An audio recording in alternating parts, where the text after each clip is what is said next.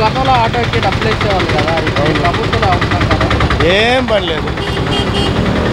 ఏ కావచ్చు చెప్పుకోకూడదు.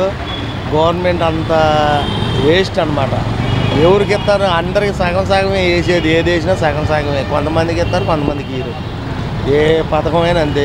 ఇచ్చే 2 పథకాల్లో సగం ఇస్తారు, సగం ఇయ్యరు. కదమ పథకాలు అసలు ఇయ్యలేరు.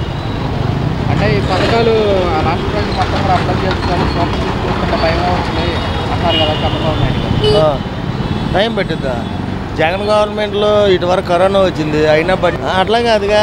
జగన్ గవర్నమెంట్లో అదే బడ్జెట్ అదే ప్రవేశపెట్టారు. వాళ్ళు పథకాలు బాగానే ఇచ్చాడు.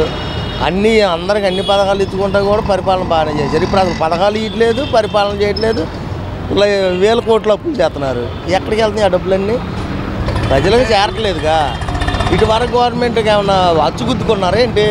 ఇప్పుడు వీళ్ళు గుద్దుకోపోవటానికి అది. అంటే ఈ లోపల ప్రళయం వచ్చేసి వరద వస్తే వరదలో అందరూ కరోనా వచ్చింది జగన్మోహన్ రెడ్డి గారి టైంలో 2 సంవత్సరాలు. అయినా అందరికి పథకాలు ఇచ్చాడు, అందరూ హ్యాపీగా బతికారు, అందరూ శుభ్రంగానే జరిగినాయి. అది దీనికంటే 10 రెట్లు ఎక్కువ విపత్తు అది. ఇది వరద ఒక్క విజయవాడకు వచ్చింది, రాష్ట్రం అంతా రాలేదుగా. మరి ఇంకేంటి, దేశం అంతా వచ్చింది, ప్రపంచం అంతా వచ్చింది. మరి అది అయినా కానీ పరిపాలన కరెక్ట్గా చేశాడు జగన్మోహన్ రెడ్డి గారు. పార్టీ వెళ్ళాలి బలోపేతం. కానీ పార్టీ కేడర్ ఏం తక్కువ లేదు, కేడర్ ఉంది. కానీ జనాలకి భయప్రాంతాలు చేసి బయటికి రానికుండా చేస్తున్నారు, అంతే. ఏం లేదు. ఆ టైం వచ్చిన రోజు కట్టలు తెచ్చుకొని ప్రవాహమే వచ్చింది. అంటే ఇప్పుడు మరి ఇలా 2029 పార్టీ పుంజుకునే అవకాశం ఉంటుందంటారా? పుంజుకుంటామేంటి? ఆల్రెడీ పుంజుకున్న బట్ ఓటు శాతం తక్కువేం లేదుగా. మనకి ఓటు శాతం ఉంది.